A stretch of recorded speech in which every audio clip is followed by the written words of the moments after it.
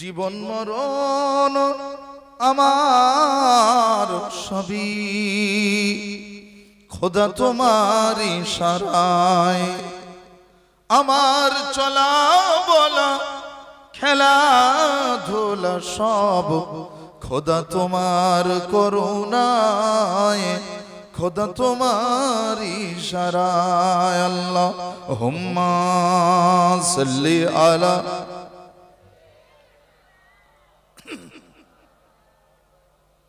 ওয়া আলা আলি।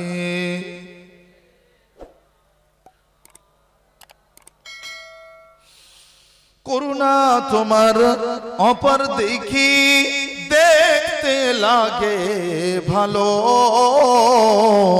হোর পরি আর জিন ফেরেশতা কে বানালেন বলো? কে বানিয়েছেন? করুণা তোমার অপার দেখি দেখতে লাগে ভালো,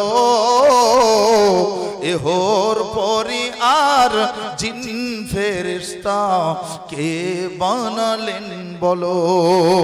ময়ূর পাখির পেখম মেলা দেখে অবাক হতে হয়, সব তোমার ইশারায়। জীবন মরণ মোদের সবই খোদা তোমার করুণায়। আল্লাহুম্মা সাল্লি আলা, প্রাণ খুলে পড়ে, ওয়া আলা আলি।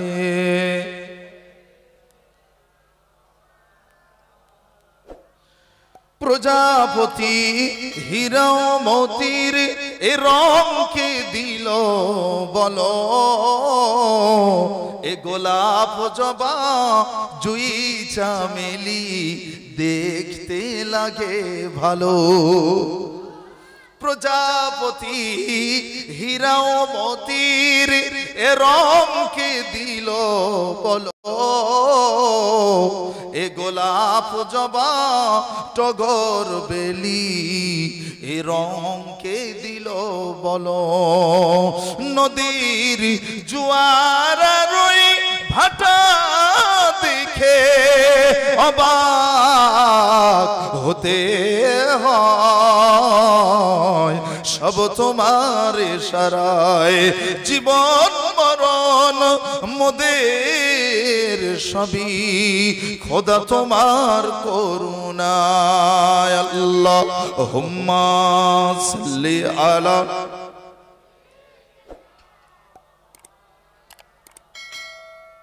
ওয়া আলা আলি।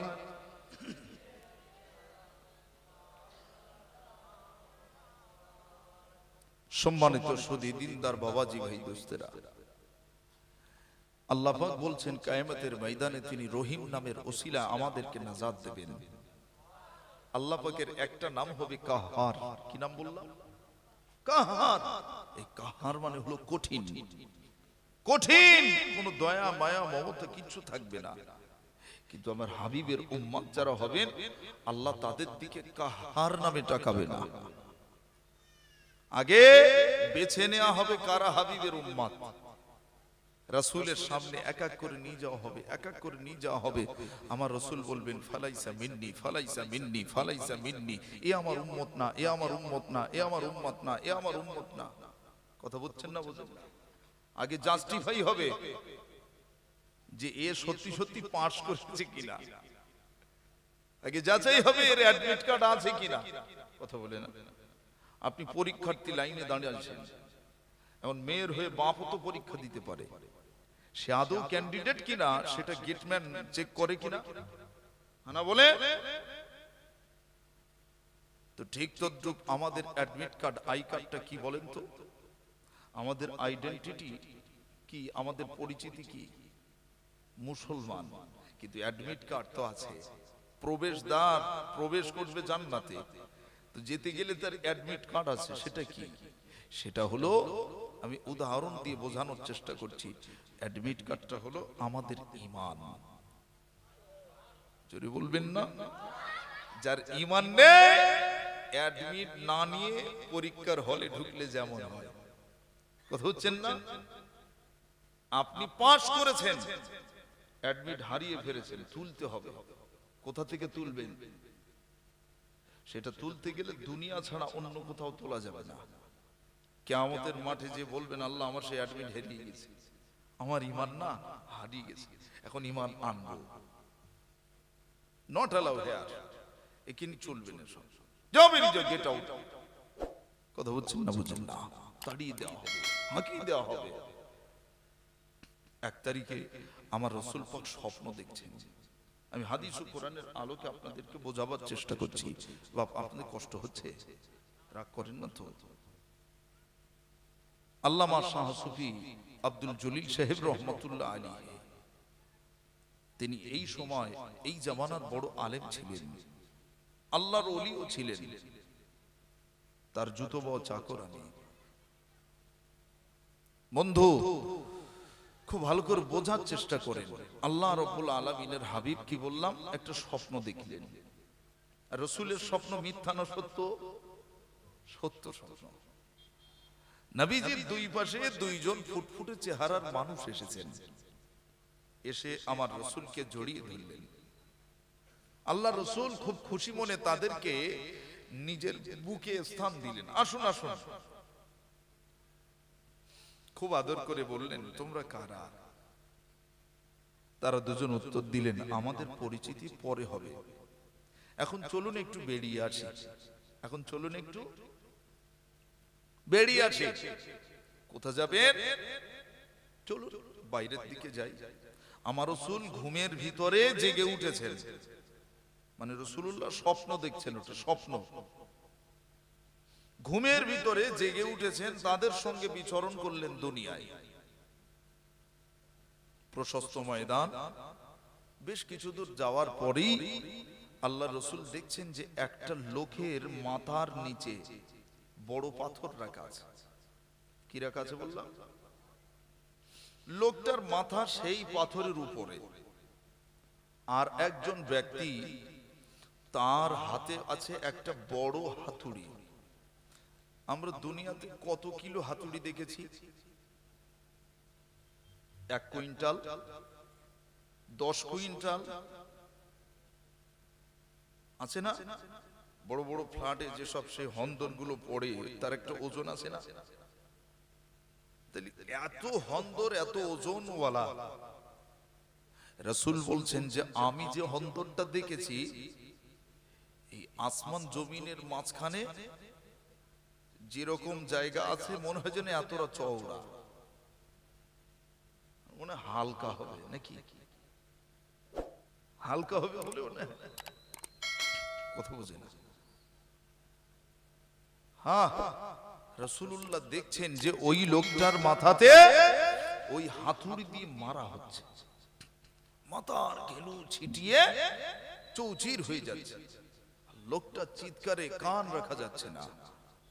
আল্লাহ রাসূল বললেন, এই লোকটাকে এইভাবে শাস্তি দেওয়া হচ্ছে কেন? দুইজন পাশে থাকা ওই ব্যক্তিগুলো বলছেন, হুজুর আপনি আগিয়ে চলুন। বেশ কিছু দূর যাওয়ার পরে উত্তর দিয়েছেন কি না, শুধু বললেন আগিয়ে চলুন। আল্লাহ রাসূল আল্লাহর হাবিব কিছু পথ যাওয়ার পরে আবার লক্ষ্য করে দেখেন এক ব্যক্তিকে পুকুরে ফেলে দেওয়া হয়। পুকুরের পানিটা বড় ঠান্ডা, ওই ঠান্ডা পানিতে ব্যক্তিটাকে যখন ধাক্কা মেরে ফেলে দেওয়া হয়, মানুষটা বাঁচবার জন্য কিনারাবর্তী হওয়ার চেষ্টা করেন, সাঁতারুর মতো চেষ্টা করেন সাঁতার দেওয়ার। ও মুসলমান শুনে রাখেন, সেদিনে আমার রাসূলুল্লাহ দেখছেন ওই মানুষটা যখন কিনারায় আসে, ওই সময় আহারে এক ব্যক্তি ভয়ানক চেহারার মানুষ, ওই লোকটার হাতে একটা হন্দর আছে, ওই হন্দরের চতুর্দিকে পেরেক যুক্ত আছে। এমন করে ওই লোকটার মুখেতে মারা হয়, চোখে ফুটে যায়, মুখে ফুটে যায়। মানুষটা চিৎকার করতে করতে নিজের প্রাণ বাঁচাবার উদ্দেশ্যে আবার ওই ঠান্ডা পানিতে নেমে যায়, বরফে তাকে জমিয়ে দেয়। এমন ভাবে শাস্তি দেওয়া হয়, ওই মানুষটা আবার বেঁচে যায়, আবার উঠে আসে, আবার বেঁচে যায়, আবার উঠে আসে। ও মুসলমান, শুনে রাখেন, জেনে রাখেন, বিশ্বনবী জিজ্ঞাসা করেন এর কারণটা কি? বলা হয় ইয়া রাসূলুল্লাহ আপনি আগিয়ে চলুন। আল্লাহর নবী আবার আগিয়ে চললেন। বেশ কিছু পথ যাওয়ার পরে ডান ধারে তিনি তাকিয়ে দেখেন একটা জ্বালার মতো মুখ রয়েছে, বড় মুখ, নিচের দিকটা জ্বালা ভরা জ্বালা। ও ছেলে ও জওয়ান, ওই জ্বালার ভিতরে আমার রাসূলকে বলা হলো হুজুর আপনি যান যে দেখে আসুন। আল্লাহর নবী তার নিকটবর্তী হলে জ্বালার ভিতর থেকে একটা জিহবা লক লক করে বার হয়। ওই জিহবাটার অগ্রভাগে ছিল দুটো চোখ। ওই চোখ দিয়ে আমার রাসূলুল্লাহকে যখন পাকড়াও করতে আসে ওই জিহবা আমার রাসূলকে দেখে যেন লজ্জায় আবার জিহবাটা ভিতরে চলে যায়। আমার নবীকে দ্বিতীয়বার বলা হলো ইয়া রাসূলুল্লাহ আপনি আগিয়ে চলুন, ওই জ্বালার নিকটস্থ হন, ওই জ্বালার কাছে চলুন। আমার নবী ওই জ্বালার কাছে গেলেন। যাওয়ার পরে বিশ্ব নবী, নূরের নবী, সোনার নবী, তিনি দেখছেন নিজের চামড়ার নজরে আহারে জ্বালার ভিতরে সব নারী জাতিরা আছে। আর তারা চিৎকার করে আর বলে আমাকে বাঁচান, আমাকে বাঁচান। আহারে কারো গোপন অঙ্গে গরম লোহা প্রবেশ করানো হয়, কারো বা বুকের উপরে বিষধর সাপে দংশন করে, কারো বা মাথার উপরে বড় বড় বড় বড় চিল শগুনের মতো দেখতে তারা নারী জাতির মস্তকের আবহটা আলগা করে দেয়। ও ছেলে ও জওয়ান, এমন করে গর্বে যে সমস্ত সন্তান নষ্ট করেছে, যে সব জেনাকার নারী, সেই সমস্ত জেনাকার নারীর নারী বুড়োকে কারা যেন বার করে টানা হেঁচড়া করে। আমার নবী পাক ওই নারীদের আওয়াজটা শুধু শুনতে পায়, এত কান্না কাঁদেন। আমার নবী বলেন এরা কারা? মান হাউলাই, এরা কারা? ও বন্ধুরা এরা কারা? ওই সময় বলেন আপনি আগিয়ে চলুন। কিছু পথ যাওয়ার পরে আবার দেখলেন একটা বড় দরওয়াজা দেখা গেল। যে বড় দরওয়াজা, দুনিয়ার জমিনে এত বড় দরওয়াজা কোথাও নাই। বাদশাহ শাহজাহানের যত বড় দরওয়াজা আছে, বাদশাহ আকবরের যত বড় দরওয়াজা আছে, এমন করে বাদশাহ খাজা গরিবে নামাজ মাইনুদ্দিন চিশতির গেটটা যত বড় আছে, তার থেকেও কত হাজার গুণে বড় গেট হবে তা বর্ণনা বাইরে। আমার রাসূলুল্লাহ বলেন আমি দেখলাম এত বড় গেট আমার জীবনে দেখি নাই। ওই গেটের সম্মুখে আল্লাহর এক বান্দা দাঁড়িয়ে আছে, এত লম্বা, যদি লোকটা যদি সোজা হয়ে দাঁড়ায় ওই মানুষটার মাথাটা আসমানে ঠেকে যাবে, পাটা জমিনে ঠেকে যাবে। যদি তার একটা হাত পূর্ব দিকে দেয়, পশ্চিম দিকে আর একটা হাত ঠেকে যাবে। এত বৃহত্তর, এত বড় লম্বা মানুষ, তার হাতেতে একটা বড় ব্যাট রয়েছে, ব্যাটম আছে। ব্যাটম বুঝেন তো, যেটা দিয়ে মারা হয়। বিশ্বনবী, নূরের নবী, উনি দাঁড়িয়ে দেখছেন, এক পলকে তাকিয়েছেন লোকটা কে, এত বড় লোক। সমস্ত ব্যক্তিদেরকে ইশারা করে করে বলছে আপনি চলুন, চলুন, চলুন, চলুন। কেউ যায় না, মানে গেটটার ভিতরে কেউ প্রবেশ করে না। প্রবেশ করে না বলে মাঝে মাঝে ব্যাটন চালাচ্ছে, বুঝতে পারছেন না? মাঝে মাঝে ব্যাটম চালাচ্ছে, ফলে ওই এক এক ব্যাটমে হাজার হাজার মানুষ ওই গেটের ভিতরে ইন করছে, প্রবেশ করছে। বিশ্বনবী হাবিবুল্লাহ হুজুর পাক সাল্লাল্লাহু আলাইহি ওয়াসাল্লাম চমকে যাচ্ছেন, হচ্ছেটা কি? এই ভালোভাবে বলছেন চলুন চলুন, আবার মাঝে মাঝে পেটাচ্ছে, আবার কিছু মানুষ ভয়েতে চলে যাচ্ছে, ওই মারছে, এই ভয়ে তাড়াতাড়ি ঢুকে যাচ্ছে। আল্লাহর নবী বলছেন এরা কারা? বলেন ইয়া রাসূলুল্লাহ আপনি আগে চলুন। আবার নবীজি কিছু পথ গেলেন, যে দেখেন একটা বৃহত্তর বট বৃক্ষের ন্যায় একটা বিশাল বড় গাছ, সবুজ গাছ, যে গাছের ছায়া পার হতে ৭০,০০০ বছর সময় লাগবে। গাছটা বড় না ছোট? আমাদের এত অঞ্চলে বট বৃক্ষের মতন বড় গাছ এই আশেপাশে কচুয়া বাজারে ছিল, কথা হচ্ছেন না? সে এক আমফান ঝড়, এক দমকাতে সব কাঠ কথা বুঝছেন না বোঝেন না? এখনো আছে চিনি পুকুর মোড়ে একটা বড় গাছ আছে, আছে না? এরকম বড় বড় গাছ, সেদিন যেসব বড় গাছ আপনি দেখবেন, সে গাছ রাসূলুল্লাহ বলছেন তার ছায়া পেরোতে কয়েক হাজার বছর পার হয়ে যাবে, তবু ছায়া পার হওয়া যাবে না। আল্লাহ রাসূল আল্লাহর হাবিব বলেন, ওই গাছের গোড়াতে আমি দেখলাম একজন মুরব্বি বসে আছেন, সাদা দাড়িওয়ালা মানুষটা জুব্বা পরে বসে বসে, পাগড়ি পরে, এত সুশ্রী এত সুন্দর দেখতে। ওই মানুষটার দিকে খেয়াল করে দেখেন, মানুষটির হাতে আছে তাসবিহ দানা, ওই তাসবিহটা নিয়ে জপছেন আল্লাহ আল্লাহ আল্লাহ বলে, সুবহানাল্লাহ সুবহানাল্লাহ বলে। তার কোলের কাছে কিছু কিছু বাচ্চারা আছে, অনেকগুলো বাচ্চা কিছু জায়গায় খেলা করে, অনেকগুলো বাচ্চা দৌড়াদৌড়ি করে, কিছু বাচ্চা তার নিকটস্থ হয়ে তার কোলের উপরে উঠে আদর করে, যত্ন করে। ওই বয়োজ্যেষ্ঠ মুরব্বির মুখে চুমা দেয়, কপালে চুমা দেয়। আবার মুরব্বি তিনিও বাচ্চাদের আদর করে, যত্ন করে। আবার বাচ্চাগুলো চলে যায়, আবার তিনি তাসবিহ জপতে শুরু করে। এমন করে এই মানুষটা কে হে একবার কি জানা যাবে না। এটা বলার সঙ্গে সঙ্গে বললেন, হুজুর চলুন এবার আমরা গাছের উপরে উঠি। কোথায় উঠি বললাম, কিন্তু কোন কারণ কি এখনো বলা হয়েছে? বলা হয় নবীকে নিয়ে শুধু উঠছেন, চলুন। আল্লাহ রাসূল বলছেন, আমি তো গাছে উঠতে জানি না, আমি গাছে উঠতে পারবো না, আমরা তো আছি,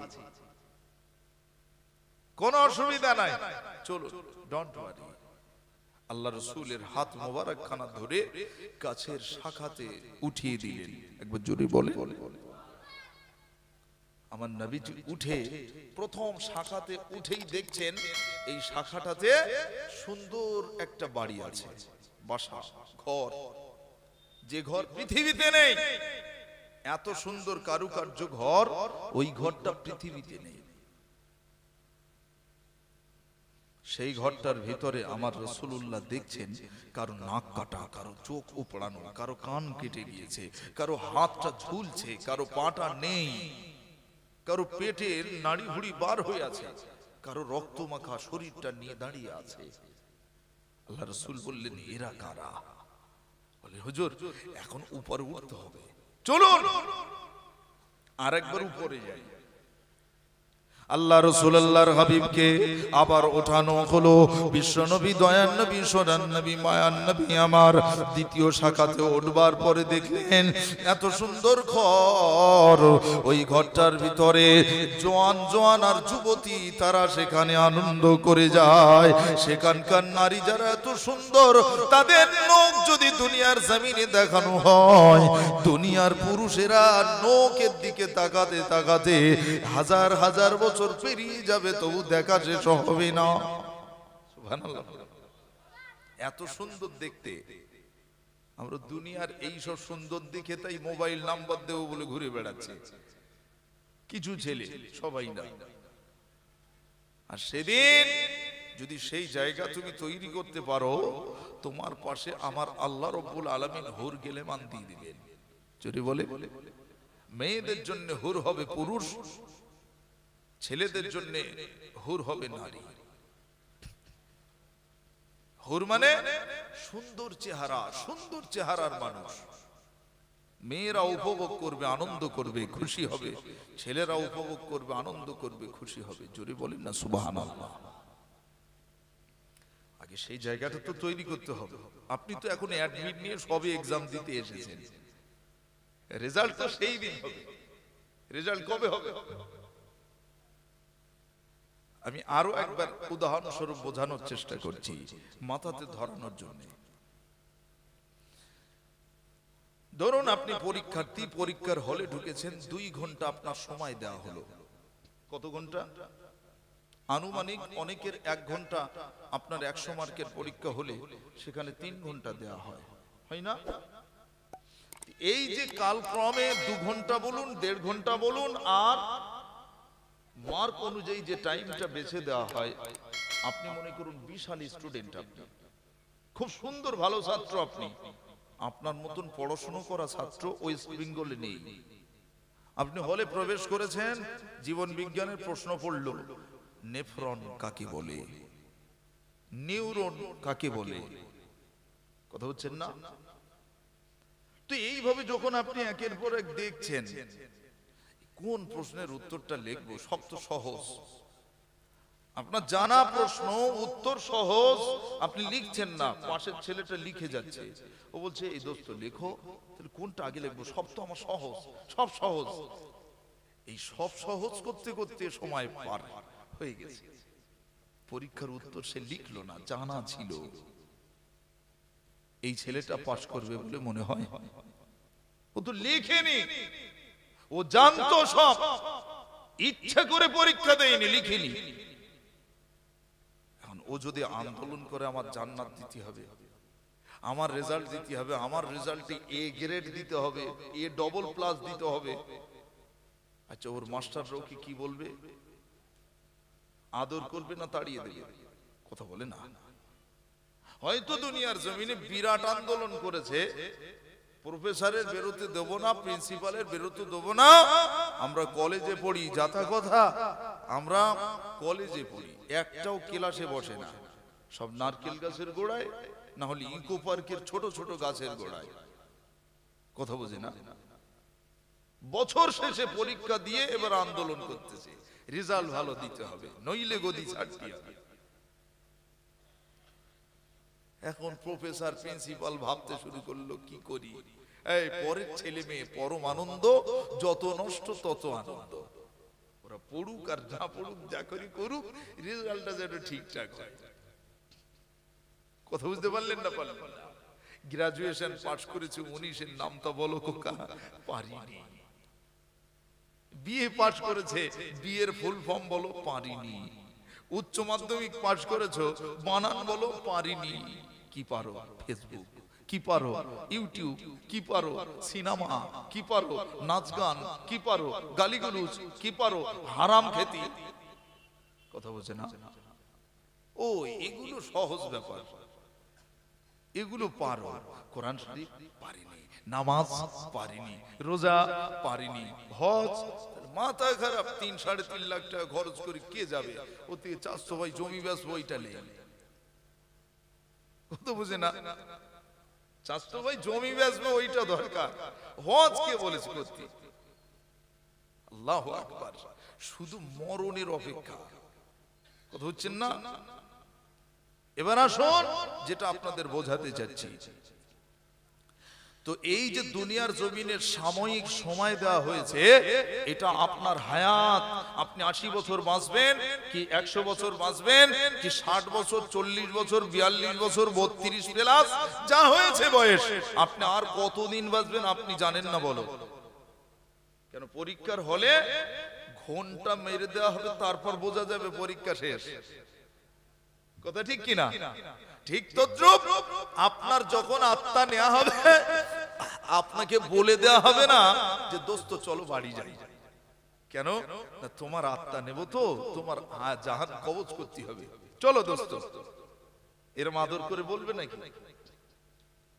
আপনি বাইক চালাবেন, পিছনে বউ নিয়ে, আর বউটা বেশরাব শরিয়াতের বাইরের পোশাক পরে আছে, পিছনে বসে বিয়ে বাড়ি যাচ্ছে। কথা বুঝলেন না? এই আলোচনা করলে আবার ভোর হয়ে যাবে, ওদিক যাব না, শুধু জাস্ট বোঝানোর জন্য। এখন পিক আপ টেনেছে ওইরকম স্পিড, আর আল্লাহ হুকুম করে দিল যা, ওর একটু লিয়াই, যেন ওরে একেবারে রেখে আসিস, লি চলে আয়, ব্যাস আত্মাটা নিয়ে চলে গেল। ওর ব্রেক কষার টাইম দিল কি? দিল বলে মনে হয় না। তাহলে কে কখন যাবে আমরা জানিনি। পরীক্ষার টাইম কিন্তু শেষ হয়ে যাচ্ছে, গড়গড় করে, গড়গড় করে শেষ হয়ে যাচ্ছে, আমরা বুঝতে পারছি না, এত দ্রুত চলে যাচ্ছে। দিন আসে রাত যায়, রাত আসে দিন যায়, দিন আসে রাত যায়, 24 ঘন্টার কাঁটাটা অনবরত ঘুরছে। কথা ঠিক না ভুল বলছি? সকালে উঠেছেন, বিরাজ করতে করতে আধ ঘন্টা পার হয়ে গেছে। এই সোনপুরে এলাম, এক্ষুনি আসলাম, এক্ষুনি 1 ঘন্টা হলো কি করে? সময় হু হু করে বেরিয়ে যাচ্ছে। খুব শীঘ্রই এমন সময় আসবে যে সময় বছর হবে মাসের মতো, মাস হবে সপ্তাহের মতো, সপ্তাহ হবে দিনের মতো। এটা হবে কিয়ামতের আলামত। সেদিন আসছে গো, কিতাবে এসেছে, রাসূল বলছেন সময় যখন কম হয়ে যাবে তখন তোমরা দেখবে ভূমিকম্প হবে পৃথিবীতে। যত ভূমিকম্প হবে, ভূমিকম্প মানে অ্যাক্সিডেন্ট। একটা উদাহরণ দিয়ে বলি ভাই, একটা টাইম বেছে দেওয়া হয়। রেল লাইন যারা রেলে চাকরি করেন তারা আরো সহজে বুঝবেন যে এই সেকেন্ডের মধ্যে ট্রেন ছাড়তে হবে, নচেত অমুক জায়গায় ক্রসিং আছে, যদি টাইম ফেল করে ওখানে যে অ্যাক্সিডেন্ট হবে। কথা ঠিক না ভুল বলছি গো? বোঝানোর জন্য আজ বিজ্ঞান যত উন্নত হচ্ছে, ইসলামটাকে বোঝাতে সহজ হচ্ছে। খুব ভালো করে বোঝেন জি, ঠিক তদ্রূপ আল্লাহর সৃষ্টিকুল সব যে যার কক্ষপথে চলছে, কিন্তু যখন কিয়ামত ঘনিষ্ঠ তখন কি হচ্ছে? সব যে যার ধাক্কা মারামারি শুরু। নিচে যে যেখানে ছিল সে সেখানে নেই, আস্তে আস্তে সব ধাক্কা মারছে। গ্রহ নেপচুন প্লুটো ইত্যাদি করতে করতে বললো প্লুটো বাদ, বলতে বলতে বিজ্ঞান বলছে আবার গ্রহ পেয়েছি, আবার দু চারটে বেড়ে গেল। হচ্ছে না হয় না? কখন কি হচ্ছে কেউ বুঝতে পারছে না। আবার কোন বিজ্ঞান বলছে সূর্যের আমরা মুখ দেখা পেয়েছি, 4 থেকে 5টা মুখ বার হয়ে গেছে। আমরা পেপারেও দেখেছি, পেপারে এক সময় দিয়েছিল, কথা বুঝলেন, সূর্যের মুখ দেখা গেছে। আসলে সূর্যের মুখ তো 12টা হবে। এ কথা কার? রাসূলুল্লাহর। কার কথা? নবীজির। তাহলে যখন দেখবে পৃথিবীতে ভূমিকম্প বাড়বে তখন বুঝে নিও সময় কমছে। সময় কমছে, দ্রুত গতি আস্তে আস্তে স্লো হয়ে যাবে, ধাক্কা মারতে শুরু হয়ে যাবে। চাঁদ সূর্যের সাথে ধাক্কা মারবে, হ্যাঁ, তারকা রাজির সাথে ধাক্কা মারবে, মেরে গ্রহ খসে পড়বে, জমিন ধস নেমে জমিনের নিচে চলে যাবে।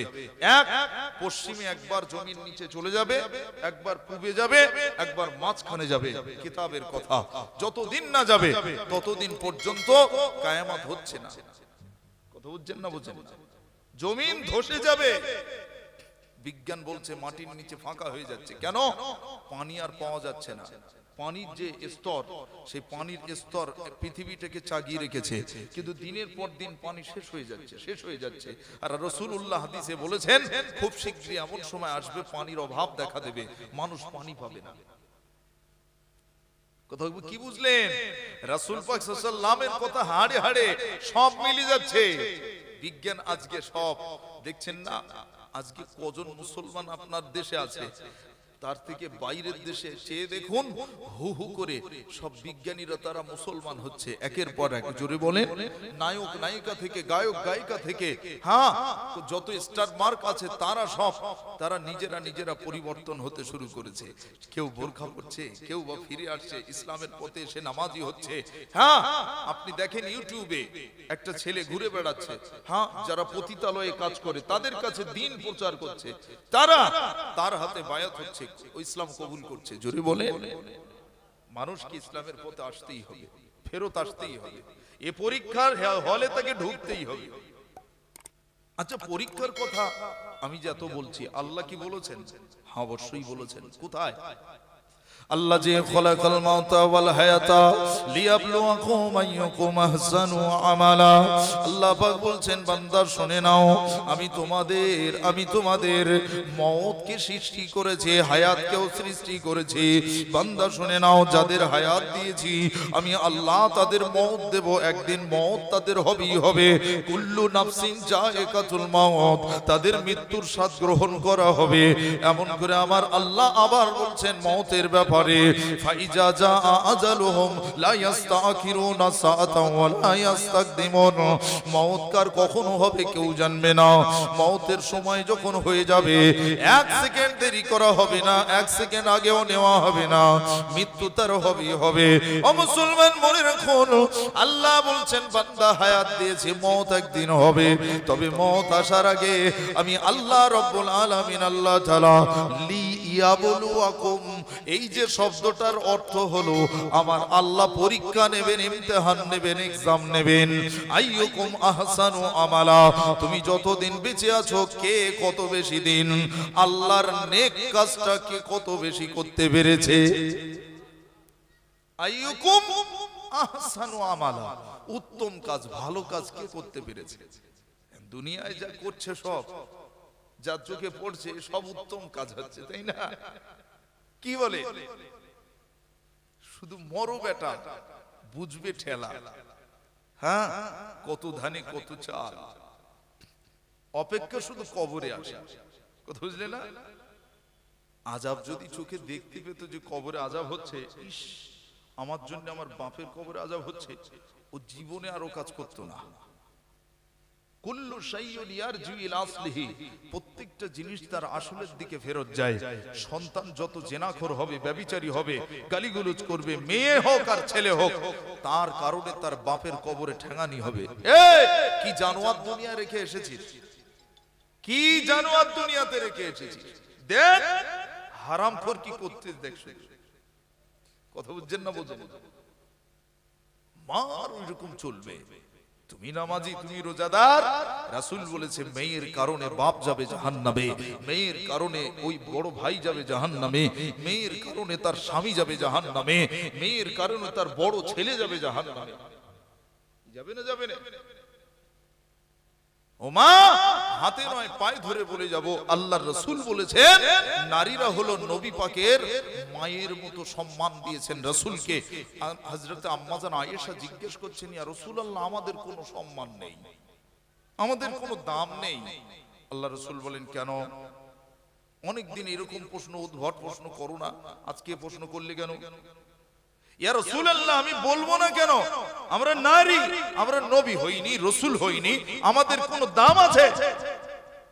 আল্লাহর রাসূল মুচকে হেসে বললেন, হ্যাঁ তোমাদের দাম আছে। আল্লাহ নারীদের নবী করেনি, রাসূল করেনি, কিন্তু নারীদের নবী রাসূলের মা করেছে।